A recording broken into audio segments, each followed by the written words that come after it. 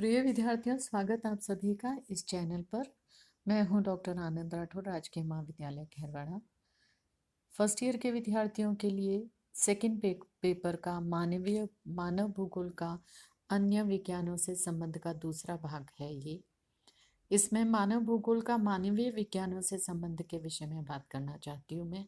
इससे पहले वाला वीडियो था मानव भूगोल का अन्य वैज्ञानिक या प्राकृतिक विज्ञानों से संबंध के बारे में था।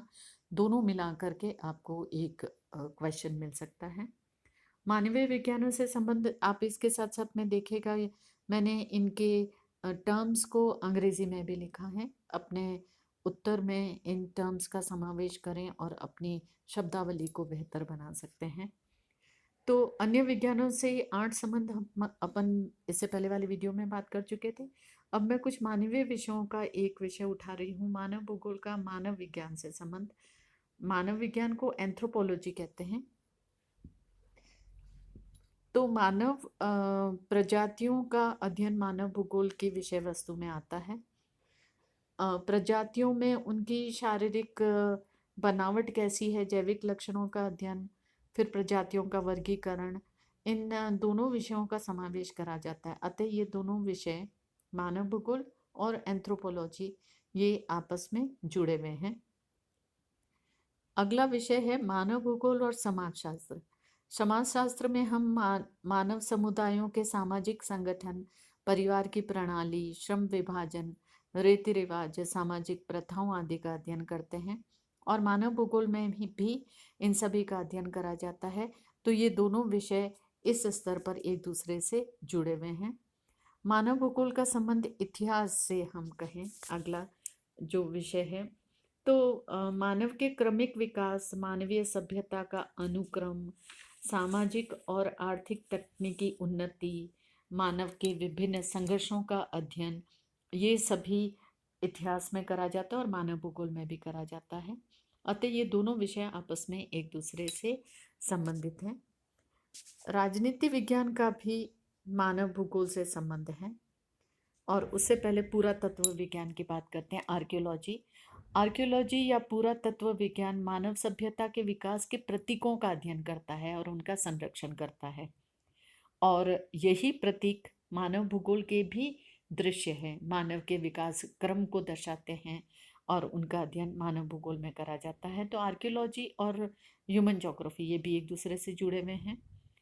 राजनीति विज्ञान मानव भूगोल से संबंधित है क्योंकि विभिन्न प्रदेशों और राष्ट्रों की शासन प्रणालियों का अध्ययन मानव भूगोल में करा जाता है।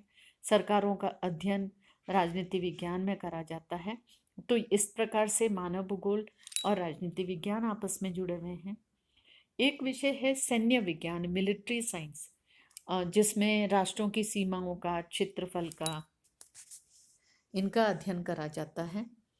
तो यहाँ पर मानव भूगोल में भी हम देखते हैं कि जब हम किसी प्रदेश का या उनकी सीमाओं का, उनके क्षेत्रफल का अध्ययन करते हैं तो उसमें ये सारे बिंदु आते हैं, भौगोलिक साधन, जनशक्ति, सुरक्षा का अध्ययन। तो सैन्य भूगोल, सैन्य विज्ञान और मानव भूगोल आपस में जुड़े हुए हैं। एक विषय है भू राजनीति, बहुत कम सुना होगा आपने, लेकिन वर्तमान परिप्रेक्ष्य में हम इसे बहुत, जो भारत की अन्य राष्ट्रों से संबंध चल रहे हैं उसमें भू राजनीति को आपने इस शब्द को सुना होगा, जियो पॉलिटिक्स कहा जाता है इसमें विश्व की राजनीतिक समीकरण जो बनते बिगड़ते रहते हैं उसका अध्ययन करा जाता है।